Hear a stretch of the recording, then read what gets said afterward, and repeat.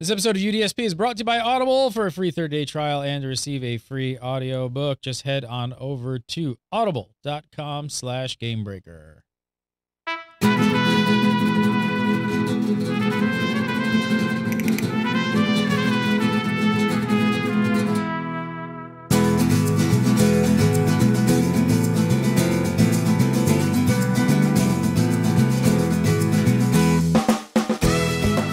What's up, everybody, and welcome to UDSP, episode 28 for December 9th, 2013. You're watching Gamebreaker. I'm Gary, and coming up on today's show, we've got 3 classes to talk about.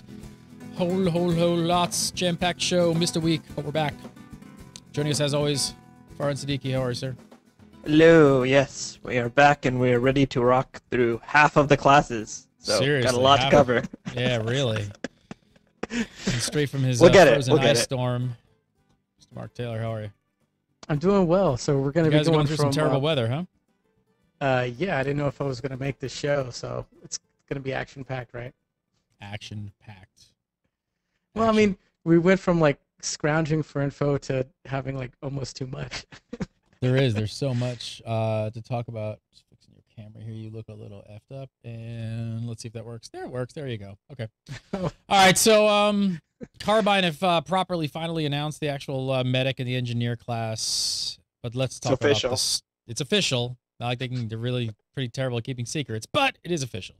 But let's talk about the Stalker first. Medium armor, stabby weapons, stealth, tricks, traps, typical overpowered and hated rogue type archetype. Then that's what I presume. Clearly. Right. Clearly OP. Nerfs incoming.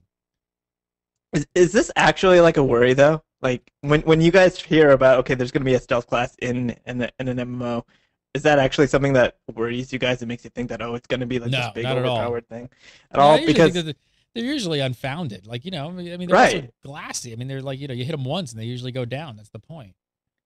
I almost have like more concerns about the Stalker in this game. Just like, how is it going to actually hold up? What's it like if stealth is actually like its thing? Like stealth is, you know, getting openers and doing all that kind of thing, but with everything being AoE, right? You can just sort of plink everywhere to shoot anywhere. Like, how is stealth going to hold up in PvP for opening? Because you're just going to have everyone turning around hitting their spammers, and then, yeah. I don't know. We have to see exactly how that's going to work in PvP. Yeah, I mean, the problem with stealth classes in general is everyone thinks, he's going to be a ninja, so he's going to own everybody. And probably if they get that sneak attack from behind, then maybe they should, especially if you're already weakened. But yeah, to your point, you can shoot everywhere. Ranged is going to have the advantage, right? And then, like you said, all the splash damage everywhere. How do you sneak up on something when crap is blowing up everywhere, you know? But that's also why they hit so hard from behind and when they sneak, is because it's not really supposed to be the easiest thing in the world to be able to pull off. You're not supposed to just be able to do that. Like, you're supposed to you're supposed to be found, you know, more than you are than actually getting that off. Yeah. So that brings up the thing, you know, so what do, right? Because you're going to get probably knocked out of stealth, so they got to have some kind of gap closer, right? Mm-hmm. I mean, that was like... They definitely have to have ways to actually stay on target and get in there for it to actually be fun, because you don't want to be like the guy who is like always sneaking up, and you're like, oh, I'm definitely going to get it. Maybe 1 out of 10 times you can actually get your opener off and actually feel good about it, but like the other 9 times it feels like crap. And then, you know, even if that is the case, then the other side is going to only remember that 1 time out of 10 that you actually did get your burst off and say, no, you're totally overpowered. That's always going to happen, yeah. Maybe some sort of blink or something like that. Maybe some sort of, you know. That happened to, what the heck, the agent or whatever in Tor. Everyone kept complaining that, you know, I'm getting owned. Well, if they sneak up behind you and they stab you, you probably should get owned. But I played that class, and they nerfed it like 3 times in a row, 3 patches in a row, to the point that it was like unplayable at that point. So, yeah, Farhan's exactly right, because all anybody remembers is that one time they got owned, but they don't think the fact that, like, maybe if you look at the score at the end of the PvP, that person might have only gotten 2 or 3 kills, whereas the person just shooting at everybody got but like those are comments, you know. kills. I mean, that's where the developers they understand. They're a little smarter than that. They look at comments, but they're looking at analytics, right? I mean, that's so sometimes when they don't do things. I mean, people who are getting beat up on are the loudest people, but the truth is in the data. So this is an actual quote. This was hilarious. This is an actual quote from the video. quote, "We didn't make the Stalker overpowered," close quote. There you go. There you go. Statement by Carbine. They already knew it was coming. They're like in before OP comments by the community, because they will come. Yep. And so our watch begins. They did call it like the Batman Wolverine Predator class, though, which kind of sounds OP, because who doesn't want to be associated with that? Yeah. I mean, just from an aesthetic standpoint, the Stalker Act is amazingly awesome, and it is sort of funny, like in the AMA and in other like question answer kind of standpoints. They wanted to distance the Stalker from like the thief archetype, like sort of like a sneaky like like a weakling kind of thing that's just trying to use underhanded tactics. No, he's Predator. Like he's using his stealth to get the amazing combat advantage, but he's not going to be doing stuff like picking pockets or anything like that. He'll take your loot after you're good and dead. He's not going to try and steal it from you while you're still living. So far, and I know you probably dead. Yeah, after you are good and dead. Far, and I'm sure you sat and went like almost frame by frame through the video looking at it. So I gotta ask. So what did you? I mean, when you watch the video, the burst from behind when the Stalker comes out of stealth in the medic live stream. I mean, it's almost a one shot.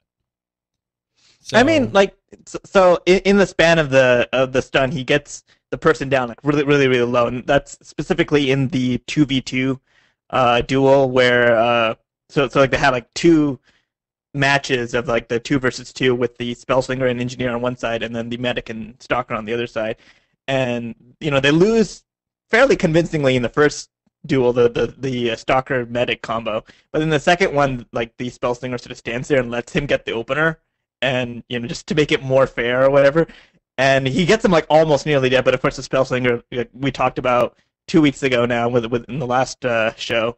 It's super slippery with Void Slip and everything else. So he manages to get away anyway with just like this little sliver of health.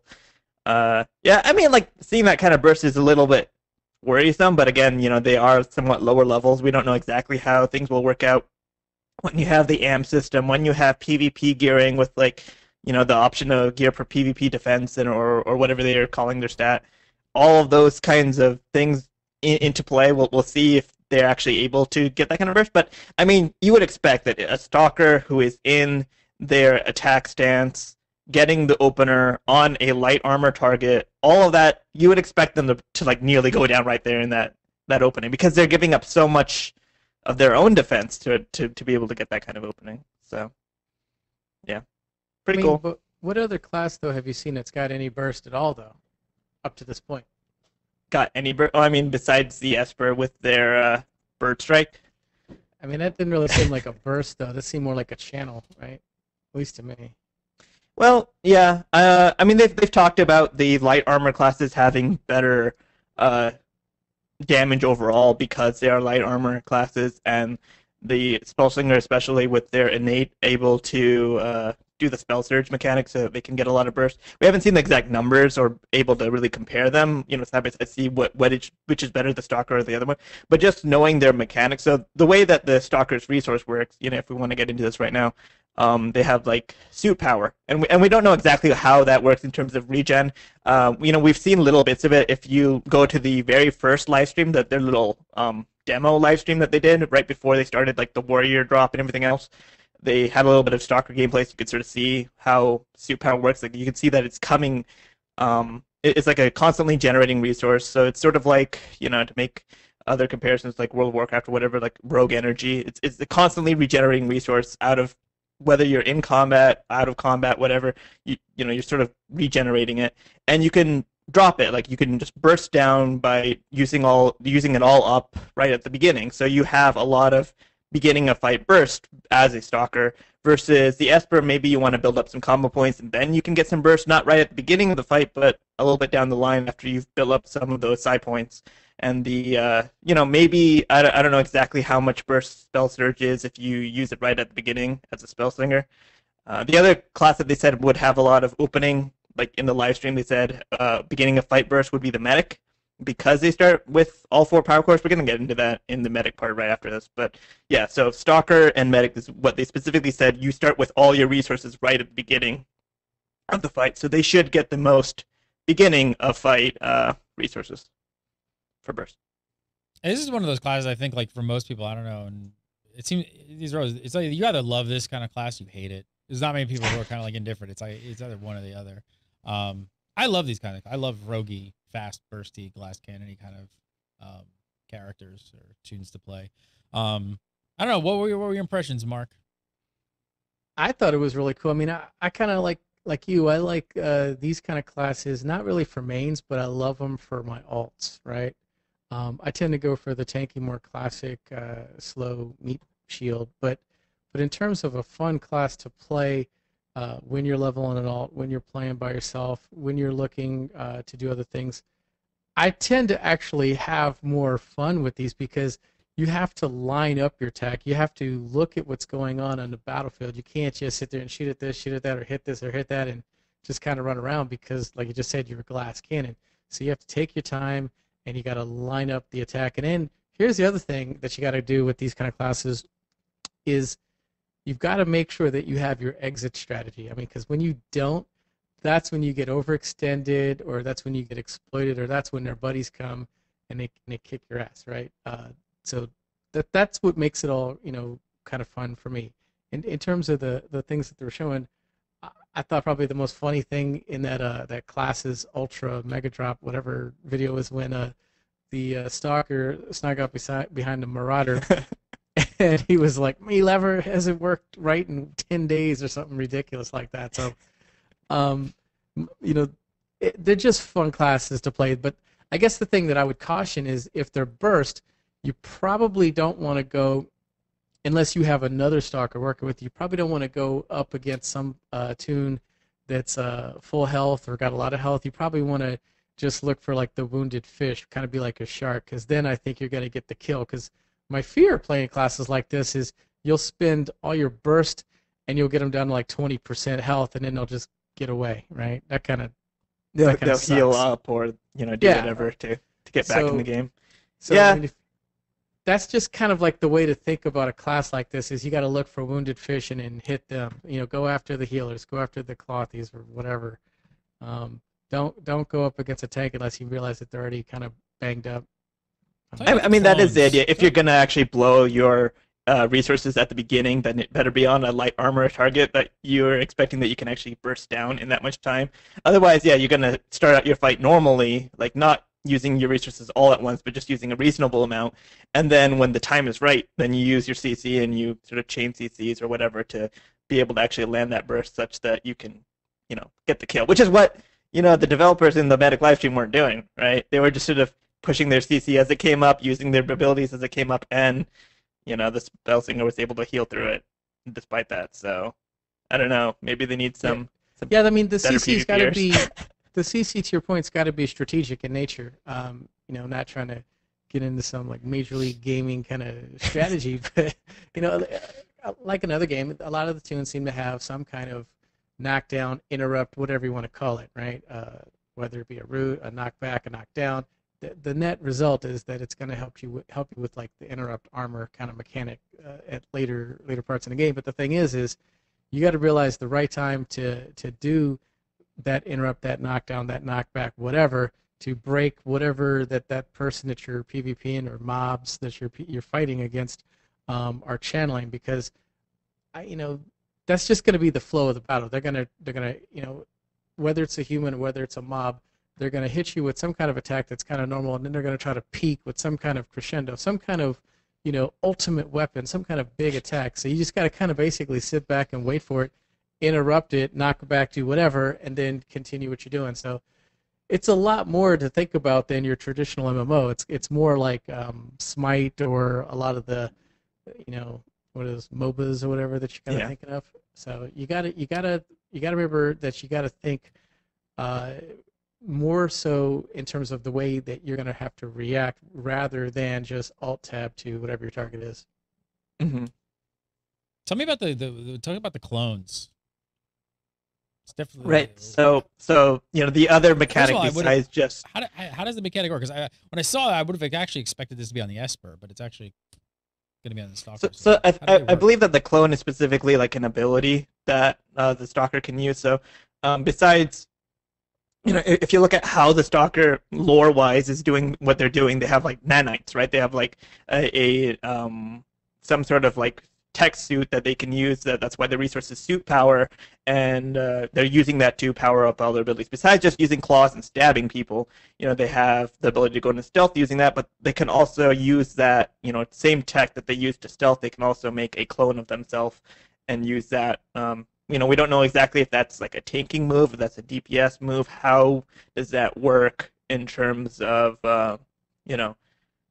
mechanics? But we know that they can make a clone of themselves, and presumably, like if it's a taking move, maybe that's like a way to avoid an attack, like have it taunt and eat it a single or maybe multiple attacks. Who knows how strong the clones are? If it's a DPS kind of thing, maybe it's useful for just dropping aggro and still having some DPS like there, so it's like a threat drop kind of thing.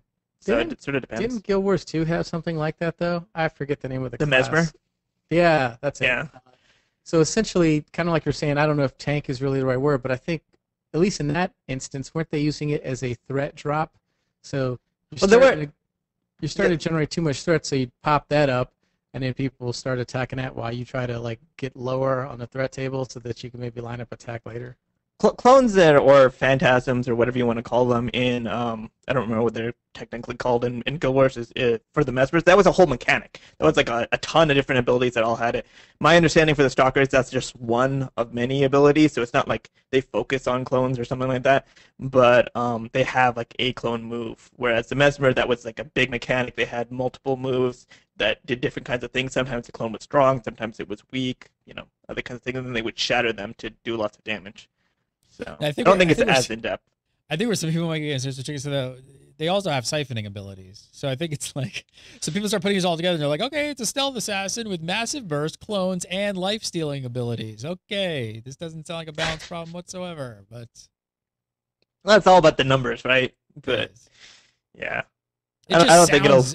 It just sounds all really good. Like, it sounds like a fun class to play, of just like how they're kind of built. Yeah, but to be fair, like for WildStar specifically, all the classes have this really awesome, cool stuff, right? Espers have mind swords and homeopathic healing. Esper do. Homeopathic. Like it's fake healing. They're making everyone think that they're healed, but they're not because it's all in their head. Whatever. Anyway, Spellslingers, they can go in the void. They have all this kind of cool stuff with that. Stalkers get this stuff with the tech suit that they can make clones and lifesteal and do all kinds of other stuff. And then we'll get into medics in a minute, but so pretty much everyone has something cool. Oh, warriors, obviously, nuclear powered sword. I mean, yeah, and an arm cannon. So everyone's got something pretty cool. When it came down to tanking, they were a bit vague on the tanking side. There was an AMA on Reddit that revealed that there was a 20% deflect chance in increase in their tank stance. So dodge tank with medium, kind of like I think everybody expected. Healers everywhere, weeping. Yeah, I think that this is going to be the hardest sell for people to, just in terms of pure prejudices and preconceptions of how things should work.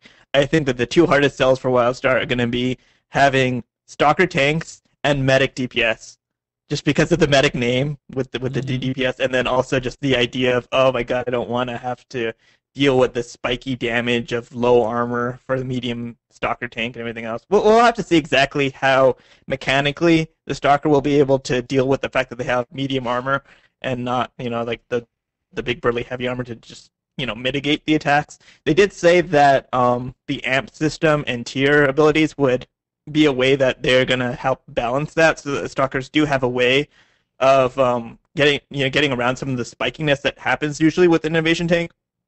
But we'll have to see how that actually works in, actual gameplay, and also just in terms of, like I said, the biggest thing is going to be just player perception and what they're going to actually let happen, because, how many times has it happened? This didn't happen to me personally, but because when I play World of Warcraft, when I started playing, vanilla World of Warcraft back in the day, I was a priest as a healer. I had no problem getting that healing role, right? But then you have like, a paladin who wants to do damage, or like a druid or whatever. Like it's just so hard to actually get people to let you try to do what you want, even if the designers tried to balance it around it.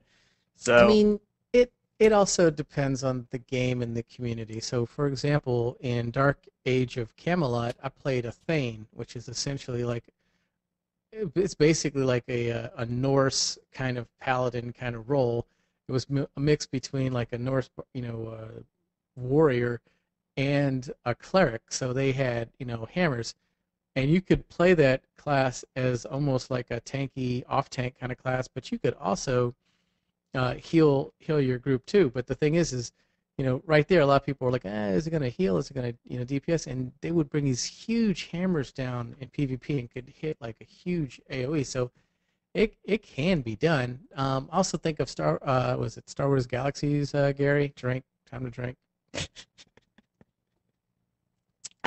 The combat medic. Remember the combat medic? Oh, yes. And the way that they attacked in that game is obviously they could carry a gun, but they weren't going to really do anything with their gun. What they had the ability to do, now they broke the game several times, but like initially back in the day when the game first kind of came out and everyone was confused, is they basically hit you with like chemical warfare. So they would throw these like, I don't know, chemical bombs on people, and it would just be like a DOT from hell because they would have an initial upfront burst of damage on the group, but then it would just tick on your butt for like, I don't know, 30 seconds. And so basically you could take a class that is a really good healer, heck ahead combat medic in a name, but they could be very aggressive DPS classes if that's just the way that folks wanted to play with them. So at least they had the word combat in the name, though. True. So I guess all I'm saying is, it's all depending on how you're going to spec your tune, right? Yeah, definitely. And I do want to say that, because this is like the sort of like rogue archetype of the thing, like with them being stealthy, they can do stuff like have mechanics like a cheat death kind of thing where, okay, the spikiness caused the tank to die, but then maybe they got revived or something like that. There's a lot of different understandable mechanics that they could put in to allow taking to happen. It's just I'm a little bit wary of whether or not the community will let it happen or whether or not they'll end up being relegated to like the off-tank role, which, maybe that's all right, especially with such large raids, because you have 20-40 man, you can sort of rely on the fact that, okay, you have every class there, so you can make everyone good at something specific. You don't have as much homogenization. It's hard to say at this point. It's way too early to know exactly where Carbine's going design-wise about that. They've said that they want everyone to be able to be a main tank, and they said in one of the AMAs that when they're doing raid testing, they're using a Stalker tank as their main tank. So, I mean, right there, it sounds like they're able to do it, but we'll have to see. Here's the thing, though. The reason why I wouldn't really get overly concerned is balance is that thing that never really truly happens. It'll be balanced for like a quarter or in 2-3 months or 6 months or whatever, and then some group's going to complain or they're going to revise something, and then it'll be not really flavor of the day, but it'll shift on who's the best tank or who's the best healer over time. Every MMO has proven that. So let's just say, for sake of argument, that the Stalker right now is like the best tank or the questionable tank. I guess I wouldn't be concerned because there's only going to be a matter of time before they end up switching it anyway. If you were expecting that the warrior is going to be the number one tank for, let's say this game lasts for 10 years, on top like WoW or something. And I'm not trying to compare it to WoW, so chill out, chat room. I'm just saying, for sake of argument, let's say it's a big popular game. There's no tank that's going to be on top for all 10 of those years. It's going to rotate, right? Right. But the concern I have isn't so much with will it actually work, because I have enough confidence that they'll be able to balance it in a way that it is workable. It's about what's perceived by players to be fun to actually like Gary said, is it the healer's nightmare that you have the spiky damage take? Maybe, balance wise it works out, you should be able to do it, but people just prefer the other one because mentally it seems less stressful when you don't see the health bar doing this thing. We'll have to see exactly where that ends up. But what's kind of interesting in this video too is that they didn't actually show a whole lot of stealth. It was a little bit at the beginning, right? But there really wasn't a whole heck of a lot kind of showing that off. I guess maybe just visually wasn't that important, but you do get a decent look at it right in the beginning. Yeah.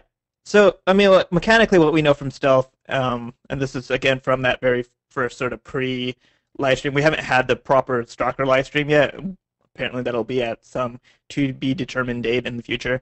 But that is like the Stalker's innate ability. So instead of having a big cooldown, they push R and they go in stealth, basically. And so that's good for like an opener. But then like in combat, how does that work? Well, they can just push R and go into stealth. Now, is that like a big threat drop? Is that big? How does that exactly work? We don't know exactly about how mechanically that's going to work about them using it in stealth, but we do know that some abilities have an in stealth bonus as far as like both for tanking and for damaging. They've said that in the AMA, so how exactly does that work as a tank if you're pushing stealth in the middle of it? Like, I don't know. We have to like play with it and see. In PvP, I could see how relevant that would be, but I would think unless you really closely coordinate that with your off tank, that could be disastrous, right? If it drops stealth, if it drops Yeah. threat, if it doesn't drop threat, if you use it in combat from PvE mobs, then maybe it's not a big deal at all. But if it doesn't drop what threat, does it do?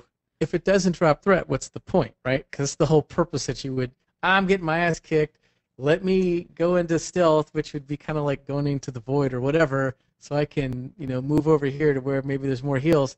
You're the off tank, and you're like, huh, by the boss. I mean, that's something that it's got to be coordinated. But then if it doesn't drop threat, then what's the point? Because then the mob or the boss is just going to look at you where you're walking, even though you're supposedly stealth, and just smack you over there as opposed to over here, right? Yeah. So I mean, that's definitely anything. That's definitely my biggest question: is where does Carbine want to go with in combat stealth for tanks? That just seems like such a weird mechanic, but it's there, so we have to see where that's gonna go. I'm hoping that they're gonna talk about that when they actually do the live stream, whenever that is. Tough luck for Stalker fans, though. There's no live stream for the Stalker. I guess because of Thanksgiving, so they did the medic and the engineers coming next week, right? So just gonna skip the old Stalker, at least on their first run. I don't know. He got pushed back a couple of weeks. So hopefully we get to see it soon. I want to talk some. We're gonna move on. I'm gonna talk about the medic. Got lots to talk about on the medic. First, I'm gonna tell you guys about Audible. If you guys have not checked out Audible, I want you to check it out for free for 30 days and receive a free audiobook. All you got to do is go over to audible.com/Gamebreaker, sign up, make an account, download the app to your iOS or Android device, and get to listening to something. There's no WildStar books, but there are a bunch of great sci-fi books. I'm sure this one is on many lists. Starship Troopers. Great one. Check it out. Jenkins left us, looking sad and mad. And I felt bad, too. Because of the lieutenant buying it, last drop, and people moving up, I was assistant section leader, second section, this drop. And now I was going to have a hole in my section and no way to fill it. That's not good. It means a man can run into something sticky, call for help, and have nobody to help him. Jelly didn't downcheck anybody else. Check it out. Presently, he stepped out in front of us. Starship Trooper fans? Yeah, I thought it was okay. His stuff later, though, Heinlein actually, that's pronounced, got very, very sick and twisted. It does. I like Audible.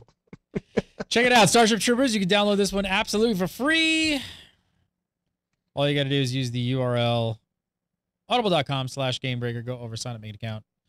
Download Starship Troopers. There's tons of other stuff over there. A bunch of World of Warcraft books, Star Wars: The Republic books, tons of fantasy, tons of sci-fi.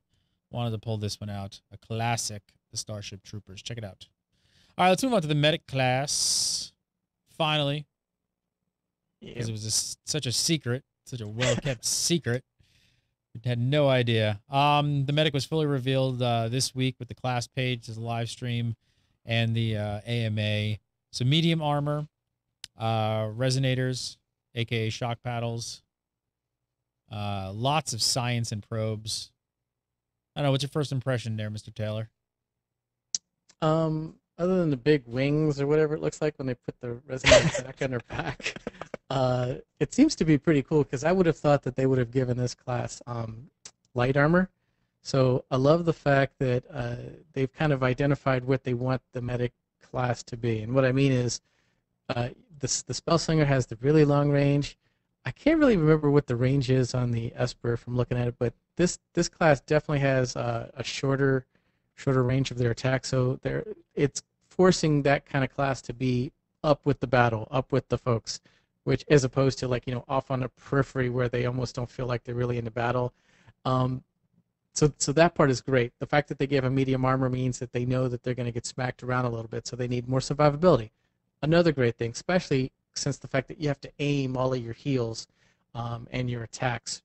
And then I think the thing that makes it really, really awesome is they even, was it Stephen Frost even said in the dev speak that they want the healing to be engaging, where you actually have to look at your team and aim towards them and make sure your telegraph is around them, as opposed to doing a UI mini game, because that's the reality of most healers in a lot of games. They're sitting there looking at their nameplates, and the battle's kind of going off over here while you're looking over here, sitting there making sure these little lines of health that are going down is you're just sitting there spamming or right-clicking or however you do it, depending on if you have mods or not.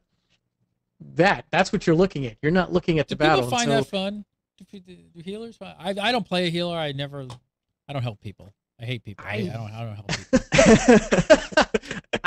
I used to. I really used to be a healer. I was a Templar in Dark Age of Camelot. And, but is it fun when you have all those meters and that becomes the game? Because that's always been a problem. Like I always thought with mods and things like that, you just literally look at meters. Like you don't even look at the game. You're just looking at colored bars filling up and depleting, and that's basically how you're playing the game.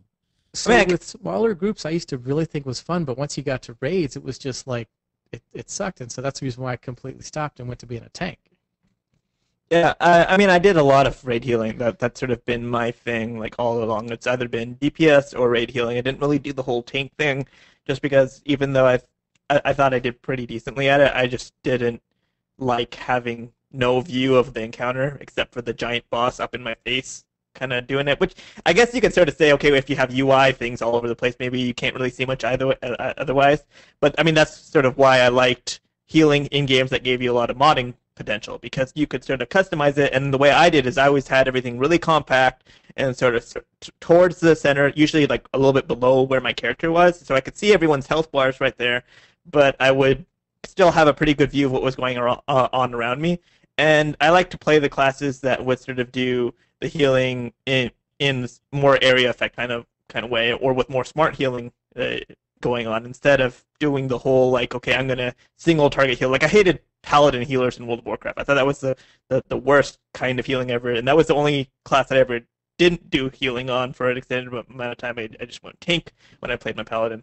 But when I did my priest or druid or whatever, I had a lot more fun with that, and it was a little bit more engaging. I also liked doing nameplate healing kind of thing. In PvP, at least, you can sort of do that, yeah, because there aren't as many people around you. I don't know how that's going to work with warp lots. I think you're going to have to end up going back to the actual having a UI kind of thing if you're trying to keep track of where everyone's health bar is.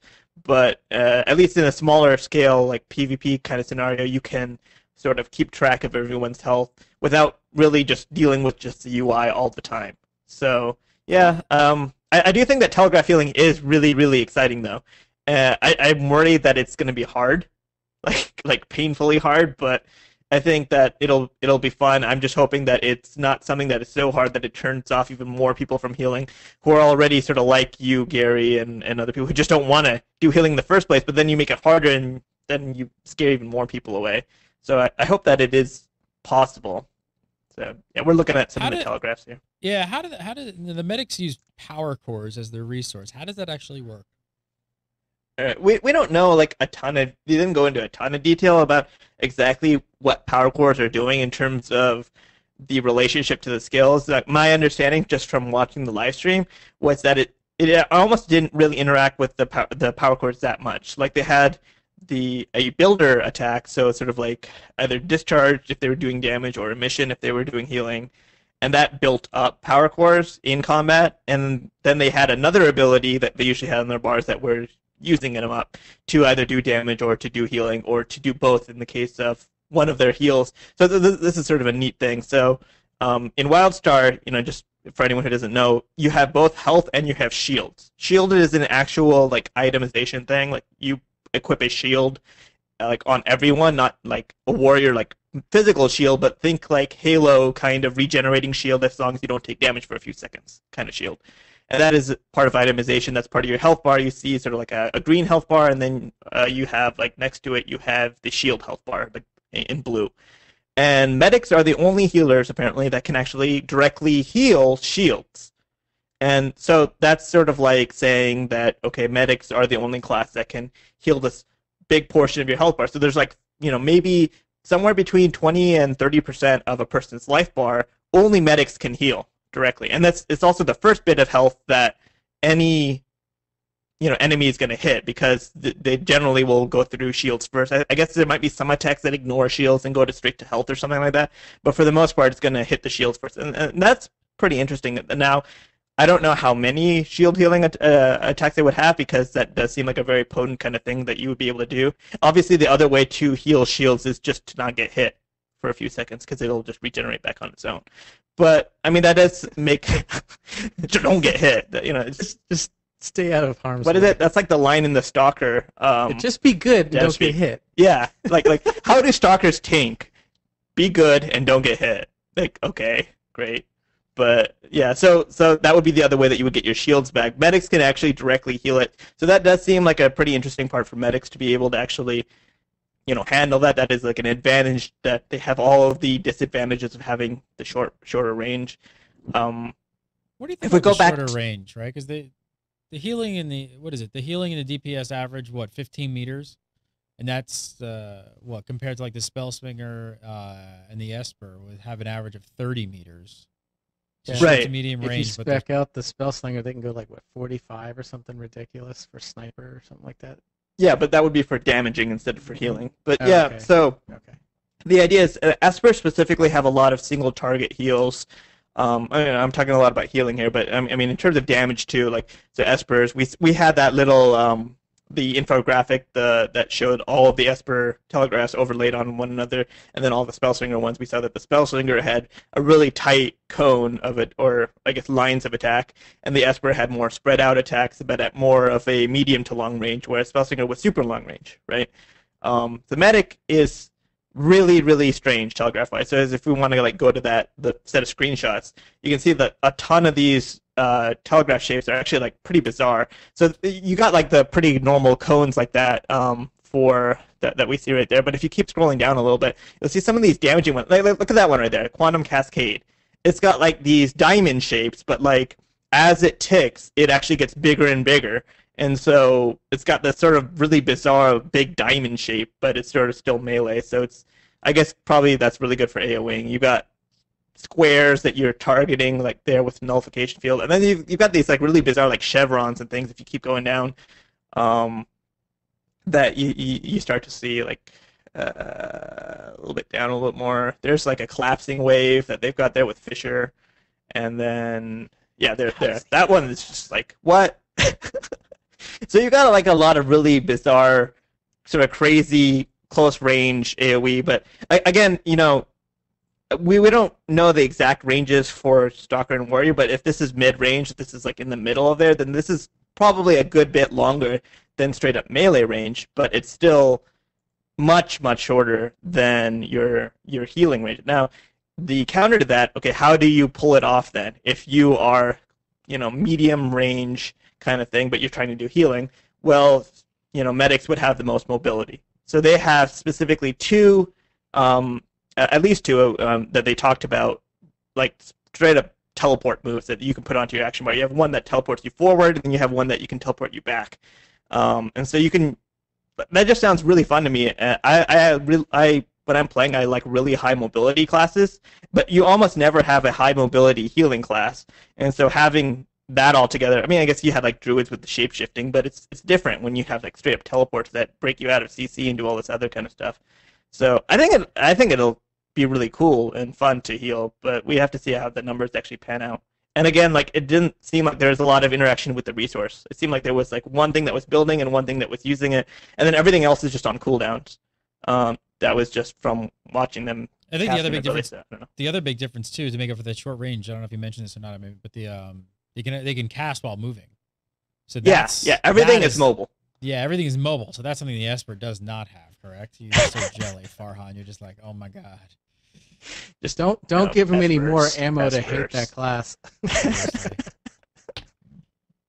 We saw the Spellslinger had long, like, narrow telegraphs. The Espers seem to be like mostly a bit shorter, but a bit wider. Medics look absolutely kind of everything from all of that to even, like you said, just crazy, all kinds of stuff. Shapes. So, yeah, all kinds of shapes, which is cool because if you really want to play that class, you kind of want it to be interesting, right? So I think like the added just bizarreness of things like that are going to make the class really interesting to the type of players who want to play healers. One cool Or aspect DPS. or Medic DPS. DPS. Another There you cool go. aspect, they seem to have like a few abilities that heal. I mean, do they have some abilities that actually heal and DPS at the same time? Right. So this is like a two-pronged thing for medics. First of all, they actually do have a couple abilities that straight up when you push the button, it does both healing and damage at the same time. One of them was that shield healing ability that I talked about, that medics have like that. They're the only ones that with that shield healing ability. I'm a little bit wary of these abilities specifically just because it seems like if you're aiming at one set of people, I would be sort of annoyed if I wanted to really try to get the enemy in there at the same time as I'm getting. Because, again, this is a close range thing, and if you look at the shape of the telegraphs, they aren't that big for the two abilities that they talked about, having both damage and healing. So I don't know in actual like practice if it's actually going to be that useful to do both damage and healing. Maybe it'll be useful like in like PvP, like just getting I was going to melee, say, so you can PvP, it heal sounds like it'd be and pretty awesome. yeah, so you can do a little bit of healing, damage pressure at the same time as doing healing pressure. Now the other side of medics being the most hybrid between damage and healing, and maybe this might be the thing that's sort of the saving grace for medics to actually be able to say to their raid leader that yes, I can be a damage dealer, because I'm sure that we'll see a decent number of these hybrids as well. Is that apparently more so than the other classes, they're going to have amps that are specifically geared towards improving medics that have both damage dealing abilities and healing abilities on the same action bar. Now we don't know details about exactly how that's going to work, but that does sound very promising to me because when we've seen some of the like other live stream fights, like when they have the Spellslinger duel in the Spellslingers live stream, or in Stephen Frost did a IGN thing where he played the medic for a little bit, and so they had like a little bit of, like okay, I'm playing a damage dealer role, but I have a heal on my bar, and the heal was really tiny. Like it almost seemed like it was pointless. Like why do I have wasting one of my 8 abilities on a heal if I, don't have the gearing that's going to support it? And that's the same thing that probably happened with the Esper live stream because I'm like 99% sure that he was in damage dealing gear and that's why they kept wiping when they were doing the dungeon run. But so it seems like healing abilities need healing gear to actually pull it off. But if they have medics, especially have amps that support it, that give you an extra boost to all your abilities if you're using both kinds, then that actually starts to make sense. Okay, I would actually want to do that, and then that's probably what's going to push me to actually playing medic in PvP, especially for healing, because I would want to be able to do both, and that sounds really promising. So We also I got to hope look that at works out well. we also got to look at the last boss of Storm Talon's lair. Guess what? It was a dragon. Spoiler alert. It was a pretty cool fight. It had some interesting mechanics. Did you build notes? Did you take down notes? I mean, we've seen this fight a couple times now, so it's not like this is the very first time that we've gotten to see it. But it is a pretty neat fight, and it did sort of show off the medic a little bit more, just because there is so much movement in this fight. Like you sort of got you've got this big telegraph that like everyone gets knocked down, and then there's a telegraph that comes from the outside of the room, and it sort of collapses in towards the middle of the room. And so you have to like come in towards the middle and interrupt him to stop it before it hits you. You've got the other telegraph that is like this big swirling damage thing, but with a safe area in the middle of it centered around a player. So as the player moves around, then the safe area moves, but there's also damage telegraphs that are like lightning striking down on that guy, so he has to keep moving. So the safe zone keeps moving, so everyone keeps moving. And it seems like if you're an Esper and you're trying to stand there and heal, it might be very, very painful. Yes, I'm hitting on the Esper some more. But the medic should be pretty cool. I mean, I don't know exactly how well it'll go, and this is something that came up on Reddit, and I didn't quite notice it the first time when I saw it like live, but when I watched back on the video, and then I realized it is a little bit shady that when they were showing off the medic in this fight, that the medic has 50% more health than everyone else in the party. So like, is he like super high level compared to everyone else? That's just a feature. Medics just have 50% more health than everyone else, even the tanks. They forgot to put that in the notes. You know what? This was really interesting. What do you guys think of this? So there's also a scoreboard at the end, so you actually get to compare yourself to other players, and that's really interesting. This is something that MMO developers especially have been seemingly very afraid to go after and just sort of display. How do you think players are going to take to that? I mean, what if the scoreboard tells you you suck and your guildmates is there? Mark Taylor is going to put you on the chopping block and tell you have to sit on the bench next time. You're out. You're out. No, you are literally the weakest link. No, but isn't it true though? Once you say like in other MMOs, like most of what we've seen is they don't really like pitting you up against other people. They usually really try to avoid this kind of controversy in a game, and I gotta commend them. I'm glad that they're actually PvP has always had it though, right? Like at the end of a PvP match, most games have a scoreboard that says, okay, this guy did this much damage, this guy did this much healing, whatever. This is at the end of the dungeon. Just taking it into PvE. Yeah, I mean, like, what's wrong with that? I don't think there's anything wrong with it. I think it's great. I think it's actually really good. I'm just saying most developers stay away from this in the MMO genre. Yeah, especially if they have the ability for people to make their own mods. They're going to always come up with DPS, not really meters. Well, I guess it's meters, but at the end, the logs rather. That's what I'm looking for. They'll have the DPS logs. They'll have the healing logs. Lots of games have that, and then there's usually like some kind of free something that people put out there as long as there's some kind of API or XML feed or some kind of way you can put it on your client to get that information from the rest of the group.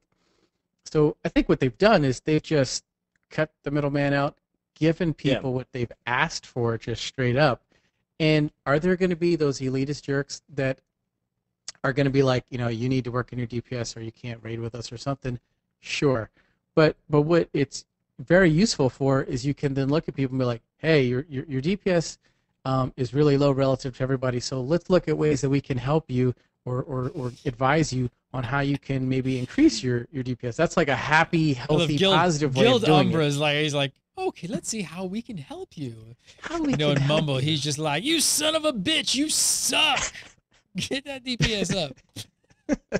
Yeah, I especially like that one of the things is like #1 at staying alive. So then you can say you are last place in staying alive. I'm sorry. But it is really good for groups of players who like are playing together. Pugs, on the other hand, it's going to cause a lot of tension and craziness. But groups that play together and have respect for one another and players, it is a good tool, because I think a lot of players who are probably not so good don't even really necessarily know that they're not good or really know that they need the help. So this is going to be a clear-cut way to kind of be able to say, hey, we need to figure out how to bump up your numbers. What's the problem? Your gear, what you're playing, your rotation. What is it? I was just going to say, it'll help you validate builds, though, too, because, Farhan, you and a couple other folks were saying, well, I don't like to go with the status quo. I like to build my own build for DPS or whatever.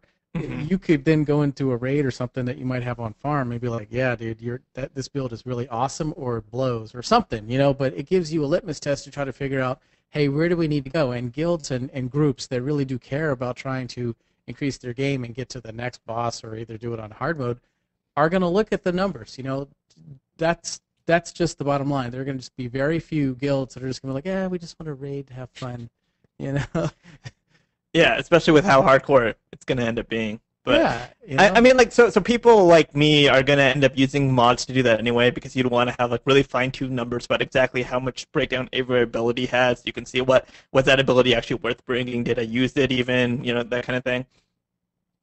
Where I think that specifically the dungeon thing is going to be promising, and this has to do more with the dungeon design of WildStar in general, because they have like the whole bronze, silver, gold, medal thing, and we didn't really see that obviously in the UI because it's all work in progress, and they just jump to the middle of or almost the end of the dungeon just to show off that little bit of the last boss. They have like challenges, they have side objectives in these dungeons that you have to do. And so what this will also tell you, besides just your ranking compared to everyone else, it'll tell you, okay, this is what you need to do if you want to get the next medal up that will get you a better reward when you do the thing next by. So it's a way of actually informing a group. This is what you need to work on in order to actually get the next medal in that dungeon. And so I think that's actually pretty cool too. So. All right, we still got a whole class to go. We still got to talk about the engineer. But first, I want to tell you guys about Shutterstock.com. If you guys have a creative project, a website, a YouTube page, anything of the sort, you need to check out Shutterstock. Just using it, actually, we're redesigning Gamebreaker.tv. Yet again, we are. We were looking for some more backgrounds and stuff. I can just show you some of the stuff we were looking at. This is one of the elements you might see. Actually, not the whole background. It's a good thing I talk about vector artwork all the time on the show, and this is an Adobe Illustrator vector format piece right here. The cool thing about it is when you open something like this up in Illustrator, is it's all in separate layers, and I'm not using this sky star map background here.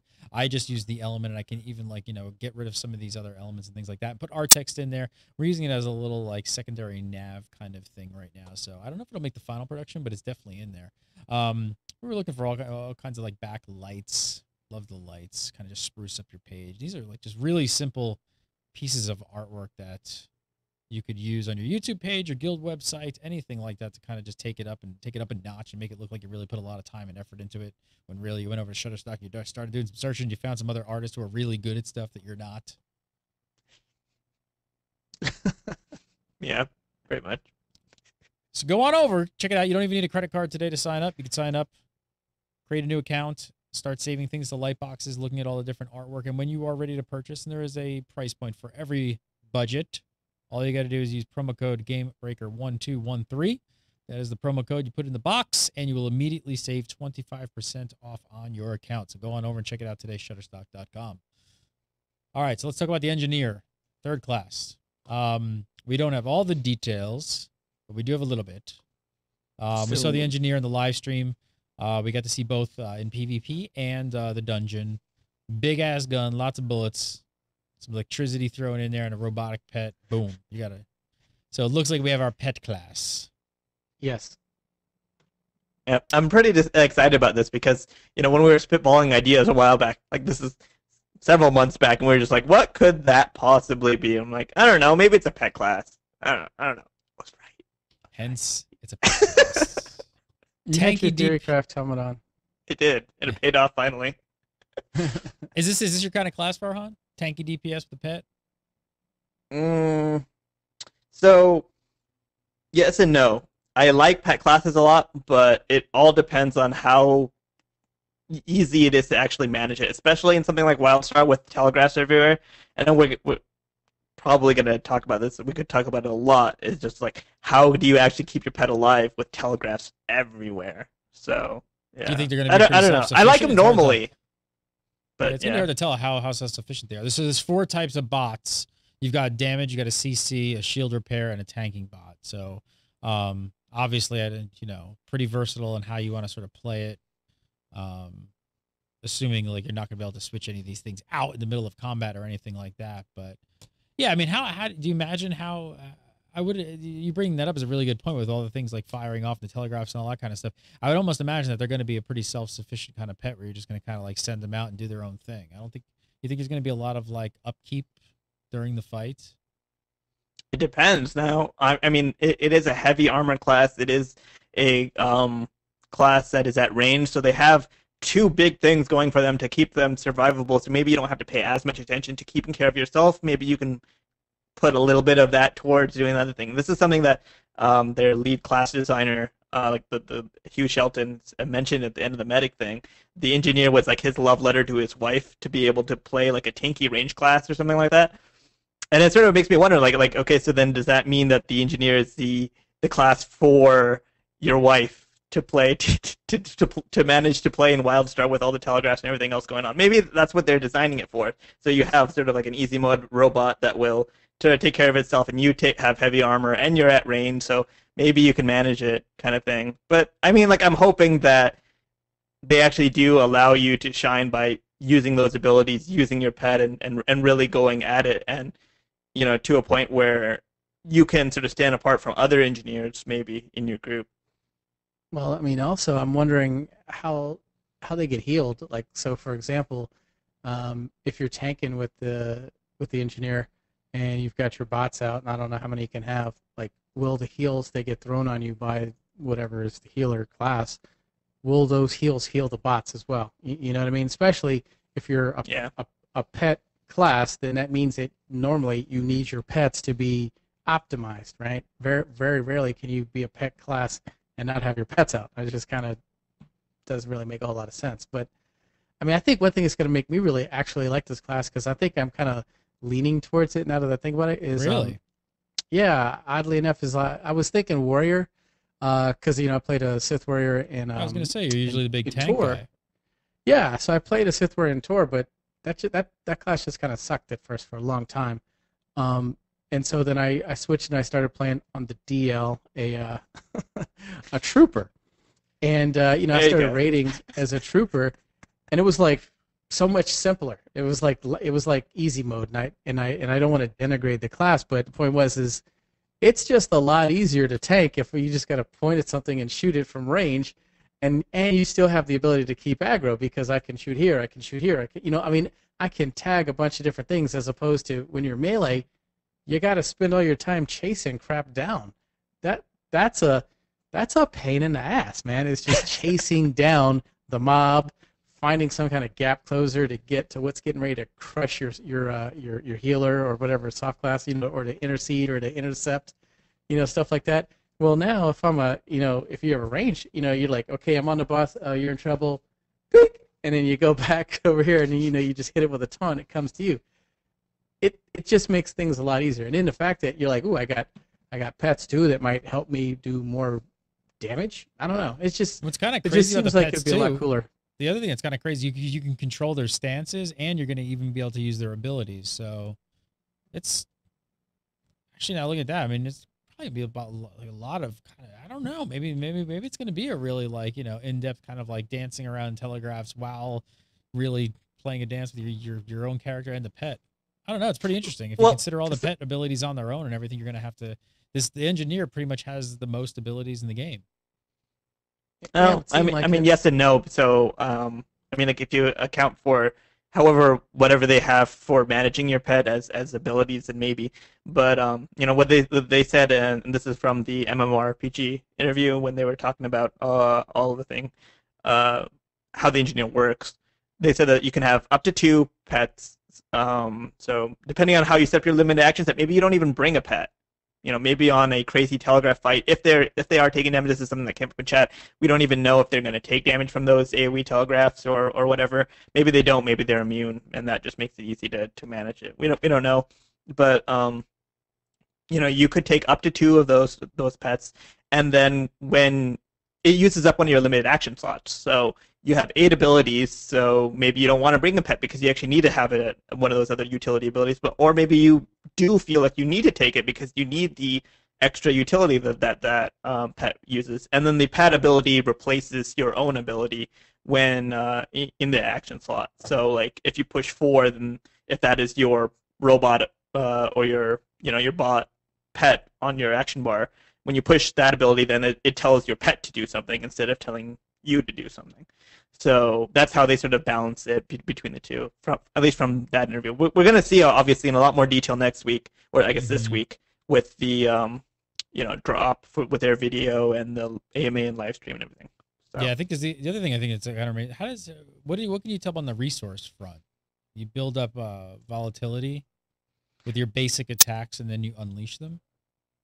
Honestly, like I was wondering what the difference is between this class and the original warrior design, and honestly, that might be why they changed the warrior to be the whole decaying thing, is because maybe building up and then spending just sounds. I mean, we'll have to see exactly how that works and with the video and the AMA and the live stream and everything, but it sounds really, really similar to how the warrior originally worked, where they used basic attacks to build up kinetic energy, and then they used other attacks to spend it. So that might be why the warrior ended up changing, if this fit better with the engineer. So